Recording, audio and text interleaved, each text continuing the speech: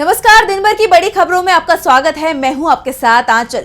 आज इस बुलेटिन में बात होगी सरकार बनाने से पहले संकट में घिरे नरेंद्र मोदी की, राहुल गांधी के मोदी शाह पर बड़े आरोपों की, देखेंगे चंद्रबाबू के पलटी मारने के संकेतों को, महाराष्ट्र की सियासत में बड़े उलटफेर को, जानेंगे बीजेपी सांसद ने पीएम मोदी के दावों को क्यों कहा झूठा, और बुलेटिन के आखिर में देखेंगे जाने माने कार्टूनिस्ट इरफान की किस खबर पर पड़ी तिरछी नजर। लेकिन दिन भर की तमाम बड़ी खबरों से पहले एक नजर आज की सुर्खियों पर। 8 जून को वर्किंग कमेटी की बैठक करेगी कांग्रेस, चुनाव नतीजों पर होगी चर्चा, पार्टी मुख्यालय में होगी बैठक। टीएमसी ने किया बड़ा दावा, बीजेपी के कई सांसद और विधायक उनकी पार्टी के संपर्क में, आने वाले हफ्ते में पार्टी ले सकती है फैसला।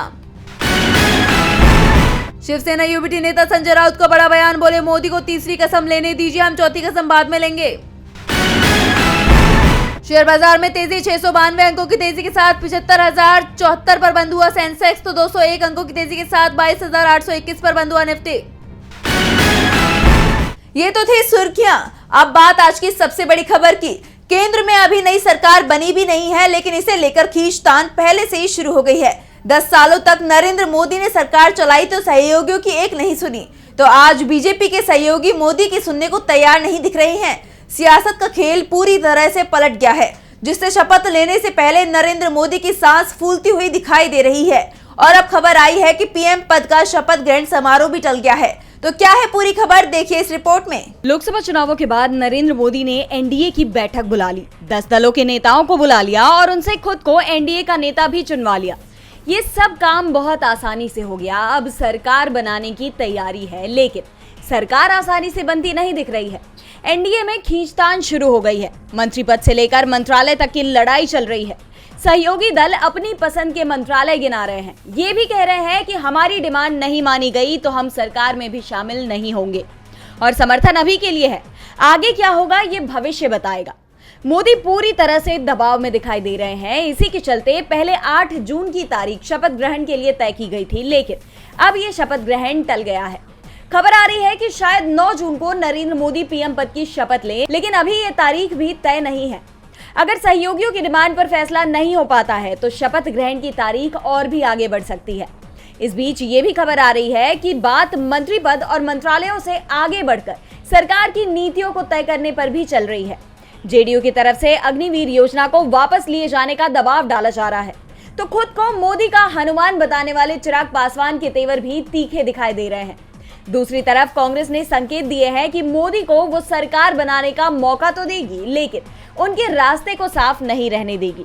एनडीए के सहयोगियों पर उसकी नजरें टिकी हुई हैं। इस बीच शिवसेना यूबीटी नेता संजय राउत ने कहा कि मोदी सरकार को हार मिली है, वो सरकार बना रहे हैं लेकिन चला नहीं पाएंगे। नरेंद्र मोदी मुश्किल में दिख रहे हैं, शपथ ग्रहण की तारीख ही तय नहीं कर पा रहे हैं। तो दूसरी तरफ इंडिया गठबंधन और कांग्रेस ने अभी से ही उनकी घेराबंदी तेज कर दी है। राहुल ने तो मोदी और शाह के दावों को लेकर चौंकाने वाला खुलासा किया है। तो क्या कुछ कहा राहुल ने, देखिए इस रिपोर्ट में। 4 जून जब देश की अगली सरकार के गठन पर सबसे बड़ा फैसला हो रहा था, वोटों की गिनती चल रही थी। इस दौरान शेयर बाजार में भारी गिरावट देखी गई। मार्केट खुलते ही शेयर बाजार बुरी तरह क्रैश हो गया और निवेशकों को भारी नुकसान उठाना पड़ा। इसे लेकर कांग्रेस सांसद राहुल गांधी ने मोदी सरकार पर गंभीर आरोप लगाए हैं। राहुल ने इसे मोदी सरकार की सोची समझी साजिश बताई है। राहुल ने कहा कि अपने इंटरव्यू में पीएम मोदी ने खुद जनता से अपील की शेयर बाजार में इन्वेस्ट करने की। पीएम ने देश को कहा कि स्टॉक मार्केट तेजी से आगे बढ़ रहा है। होम मिनिस्टर अमित शाह ने सीधा कहा कि 4 जून को स्टॉक मार्केट आगे जाएगा, लोगों को शेयर खरीदना चाहिए। उन्होंने यहां तक कहा कि 4 जून के पहले शेयर खरीदें। राहुल ने सवाल उठाते हुए कहा कि पीएम ने ये सभी इंटरव्यू अडानी के ही मीडिया चैनलों पर क्यों दिए। उन्होंने आरोप लगाया कि जिन लोगों ने प्रधानमंत्री का भरोसा किया, उनमें से कईयों को लाखों का नुकसान हुआ है, जबकि एक छोटे से समूह के लोगों ने इस वक्त हजारों करोड़ों का मुनाफा कमाया। राहुल ने कहा कि 1 जून को एग्जिट पोल आता है, जिसमें बीजेपी को भारी संख्या में सीटों पर जीत हासिल करते हुए दिखाया जाता है, जबकि बीजेपी का इंटरनल सर्वे उन्हें 220 सीटें दे रहा था। एग्जिट पोल्स के बाद 3 जून को स्टॉक मार्केट रिकॉर्ड तोड़ देता है, लेकिन 4 जून को स्टॉक मार्केट नीचे चला जाता है। पूरा डेटा दिखाते हुए राहुल ने मीडिया से कहा कि 31 मई को भारी स्टॉक एक्टिविटी थी। ये वो लोग थे जो जानते थे कि कोई ना कोई घपला हो रहा है। चुनाव परिणाम के दिन 30 लाख करोड़ का नुकसान हुआ। सबसे ज्यादा रिटेल इन्वेस्टर का नुकसान हुआ। राहुल गांधी ने इसे हिंदुस्तान का सबसे बड़ा स्कैम बताया और मामले में ज्वाइंट पार्लियामेंट्री कमेटी की जांच की मांग की। उन्होंने यहां तक कहा कि अपनी मांग पूरी करने के लिए उन्हें जो भी जरूरत पड़ेगी वो सब करने को तैयार है। शपथ से पहले ही नरेंद्र मोदी संकट में दिखाई देने लगे हैं। वो दबाव में दिख रहे हैं और अब दबाव एनडीए के सहयोगी दलों की तरफ से बढ़ने लगा है और अब खबर मिल रही है कि एनडीए के कई सहयोगी पलटी मारने की तैयारी में हैं, जिसमें सबसे पहले नंबर पर नायडू की पार्टी दिख रही है। देखिए ये रिपोर्ट। एनडीए में बीजेपी के बाद सबसे ज्यादा सीटें टीडीपी और उसके बाद जेडीयू के हिस्से में आई हैं और ये दोनों ही दल बीजेपी की टेंशन बढ़ाने में जुट गए हैं। इस बीच टीडीपी को लेकर खबर आ रही है कि नायडू ने इंडिया गठबंधन के नेताओं से तार जोड़ लिए हैं। तमिलनाडु के सीएम एमके स्टालिन के साथ उनकी मुलाकात की तस्वीरें वायरल हो रही हैं। दोनों नेताओं के बीच लंबी बातचीत हुई है और दावा किया जा रहा है कि एमके स्टालिन की तरफ से नायडू को इंडिया में आने का न्योता दिया गया है। फिलहाल नायडू तुरंत पलटी मारने को तैयार नहीं है, लेकिन भविष्य में पलटी मारेंगे इसके संकेत जरूर मिलने लगे हैं और जब वो पलटी मारे तो बीजेपी टीडीपी में किसी तरह की तोड़फोड़ ना करे, इसकी भी तैयारी में जुट गए हैं। वैसे भी नायडू की पलटी मारने का पुराना इतिहास रहा है। खबर आ रही है कि चंद्रबाबू नायडू ने बीजेपी हाईकमान को साफ कर दिया है कि उनकी पार्टी को लोकसभा स्पीकर का पद चाहिए। इसके साथ ही उन्होंने ये भी साफ कर दिया है कि उनकी पार्टी सरकार में शामिल नहीं होगी। दावा किया जा रहा है कि नायडू इस बार मोदी सरकार से वो सभी मांग पूरी कराने के लिए दबाव डाल रहे हैं, जिसके चलते उन्हें 2018 में एनडीए छोड़ना पड़ा था। नायडू ने सख्त रुख अपनाते हुए साफ कर दिया है कि अगर समर्थन चाहिए तो उनकी मांग माननी ही पड़ेगी। नायडू ने सख्त शर्तें रख दी हैं। नायडू के पैंतरे से इंडिया गठबंधन में भी खुशी दिखाई दे रही है। ऐसे में संकेत मिल रहे हैं कि नरेंद्र मोदी के लिए इस बार सरकार चलाना आसान रहने वाला नहीं है। नायडू पलटी मारेंगे या नहीं जल्दी ही साफ हो जाएगा, लेकिन ये साफ जरूर हो गया है कि एनडीए कमजोर पड़ रहा है, तो जो दल बीजेपी के साथ हैं वो भी कमजोर पड़ते दिख रहे हैं। खास तौर पर महाराष्ट्र में राज्य में एनडीए को भी भारी नुकसान हुआ है। नतीजों के बाद से एनडीए गठबंधन में फूट पड़ती दिखाई दे रही है। वहीं अब दूसरी तरफ एनसीपी यानी अजीत पवार गुट में भी फूट की खबरें सामने आ रही हैं। तो क्या है पूरा मामला, देखिए रिपोर्ट। महाराष्ट्र में लोकसभा चुनाव के परिणामों ने सबको चौंका दिया। जो गठबंधन राज्य में सरकार चला रहा है, जनता ने लोकसभा में उसे नकार दिया है। महायुति गठबंधन को राज्य में करारी हार का सामना करना पड़ा है। उसमें भी सबसे बड़ा झटका अजित पवार की एनसीपी को लगा था, जो 4 में से केवल 1 सीट पर ही जीत दर्ज कर पाई। अभी इस हार से अजित गुट उबर भी नहीं पाया था कि अब पार्टी के अंदर ही बगावत हो गई है। 18 से 19 विधायक पार्टी छोड़ने का मन बना चुके हैं। शरद पवार के पोते रोहित पवार ने दावा किया है कि अजित पवार के नेतृत्व वाली एनसीपी से 18 से 19 विधायक फिर से शरद पवार के पास लौटना चाहते हैं। उनके इस दावे ने महाराष्ट्र की सियासत में हलचल तेज कर दी है।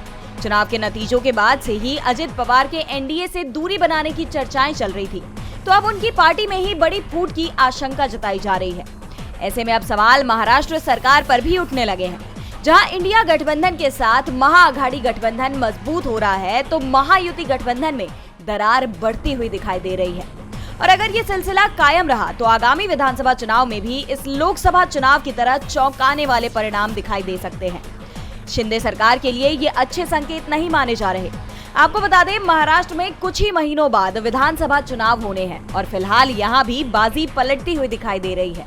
एक तरफ अजीत पवार एनसीपी में टकराव बढ़ रहा है, तो वहीं बीजेपी के अंदर से भी टकराव की खबरें आनी तेज हो गई हैं। बीजेपी के अपने ही नेता बगावत पर उतर आए हैं। बीजेपी नेता ने मोदी के 400 पार वाले नारे की पोल खोल दी है। तो कैसे खुली बीजेपी की पोल, देखिए रिपोर्ट।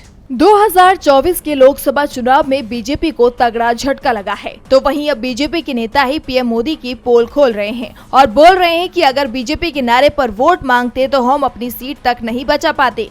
दरअसल बीजेपी नेता और केंद्रीय राज्य मंत्री राव इंद्रजीत सिंह ने नरेंद्र मोदी के 400 पार नारे के खिलाफ हमला बोला है। उन्होंने कहा कि 400 पार का नारा झूठा था। टीवी वाले मुझसे पूछते थे कि क्या 400 पार होगा, तो मैं कैसे बोलता। राव ने आगे कहा कि यदि देहात के इलाकों में मेरे कार्यकर्ता नहीं होते तो शायद मैं ये चुनाव हार चुका होता। दरअसल राव इंद्रजीत गुड़गांव लोकसभा सीट पर कांग्रेस के नेता राज बब्बर से 80,000 से ज्यादा वोटों से जीते हैं, लेकिन उनकी जीत का अंतर पिछले 2 चुनावों से बहुत कम हो गया। 2019 के लोकसभा चुनाव में ये अंतर 3 लाख से ज्यादा का था, जिसके चलते बीजेपी के नेता इस सीट को सबसे ज्यादा सुरक्षित मानकर चल रहे थे। लेकिन राज बब्बर के सामने राव को ये सीट जीतने में अग्नि परीक्षा से गुजरना पड़ा। राज बब्बर को कांग्रेस ने अंतिम समय पर चुनाव मैदान में उतारा था। अगर उन्हें 1 महीने का समय और मिल जाता तो शायद राव इंद्रजीत के लिए जीत और भी ज्यादा मुश्किल हो जाती। बता दें कि गुड़गांव सीट से राज बब्बर ने राव को कड़ी चुनौती दी है। शुरुआत में काफी समय तक राज बब्बर आगे चलते रहे, लेकिन शाम होते होते नतीजे बदल गए। बहरहाल राव के इस बयान ने ये साफ कर दिया है कि इस बार जनता ने मोदी के चेहरे और बीजेपी की नीतियों पर वोट नहीं दिया। अगर वो जमीन पर उतरकर जनता के बीच चुनाव प्रचार नहीं करते तो वो ये सीट जीत नहीं पाते। एक तरफ बीजेपी नेता का बयान इस वक्त चर्चा में है, तो वहीं सुप्रीम कोर्ट के मुख्य न्यायाधीश DY चंद्रचूड़ का बयान भी सुर्खियों में है। नई सरकार के गठन से पहले DY चंद्रचूड़ ने राजनीति और न्याय के मुद्दे पर अहम बयान दिया है। तो क्या कुछ कहा CGI ने, देखिए इस रिपोर्ट में। लोकसभा चुनाव के परिणामों की हलचल के बीच सुप्रीम कोर्ट के मुख्य न्यायाधीश DY चंद्रचूड़ का एक बयान काफी चर्चा में है। राजनीति और न्याय के मुद्दे पर CGI ने अहम बयान दिया है। ऑक्सफोर्ड यूनियन सोसाइटी में लोगों को संबोधित करने के दौरान जस्टिस DY चंद्रचूड़ ने भारत के चुनाव को लेकर कहा कि भारत में चुनाव संवैधानिक लोकतंत्र का मूल आधार है।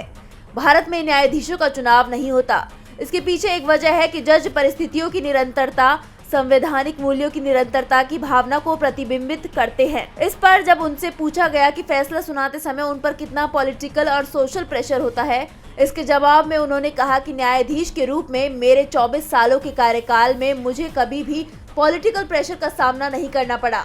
लेकिन साथ ही उन्होंने जजों को नसीहत भी दी। जस्टिस चंद्रचूड़ ने कहा कि हमारा जीवन नेताओं के जीवन से बिल्कुल अलग है, लेकिन जजों को अपने फैसलों का राजनीति पर पड़ने वाले असर से परिचित होना चाहिए। इसे पॉलिटिकल प्रेशर नहीं कहा जाता है, इसे फैसले के असर की समझ कहा जाता है। आपको बता दें, इससे पहले भी CGI ने बार एसोसिएशन के सदस्यों और पदाधिकारियों से कहा था कि अदालत के फैसलों पर प्रतिक्रिया देते वक्त खुद को आम लोगों से अलग करना चाहिए। आप अदालत के सबसे पहले और सबसे अहम अधिकारी हैं। हमारी कानूनी चर्चा की सच्चाई और गरिमा आपके हाथ में है।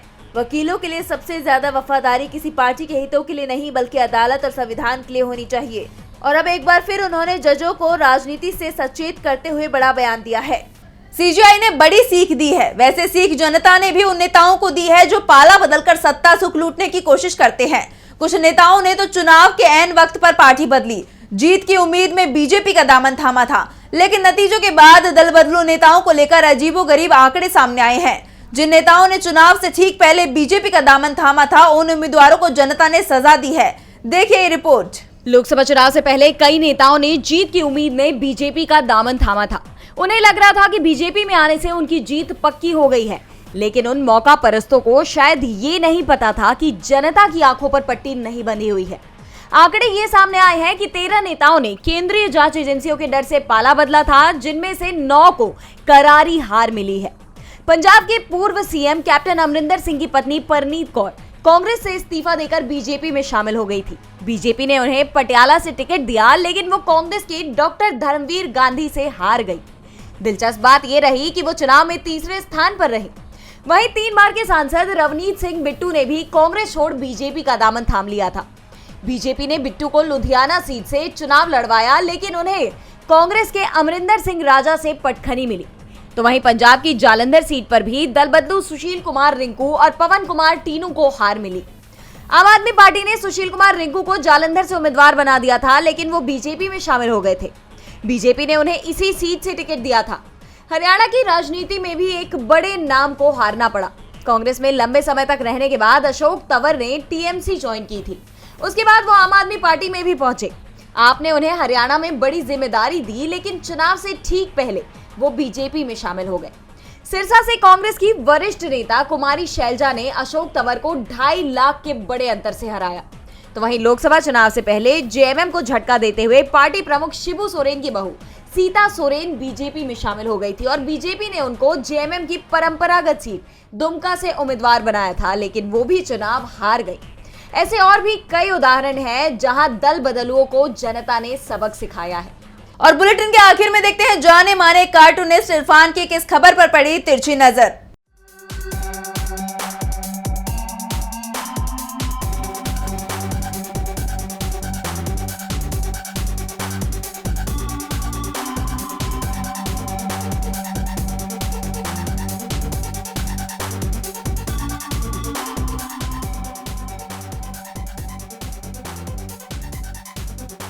नीतीश कुमार चलती हुई ट्रेन की चेन पुल करने में कभी कभी उससे हाथ पैर बचाकर कूद जाने में भी माहिर हैं। इस बार वो एनडीए सरकार में शामिल होने जा रहे हैं, उसका एक अहम हिस्सा हैं, इसलिए वो कई मंत्रालय मांग रहे हैं। उनमें से एक मंत्रालय रेल मंत्रालय भी है।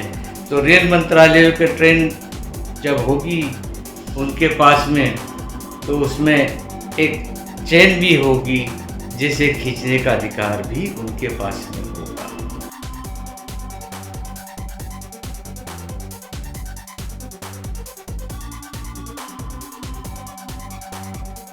बहुत बहुत शुक्रिया इरफान जी। तो आज इस बुलेटिन में इतना ही। देखते रहिए डीवी लाइव। नमस्कार।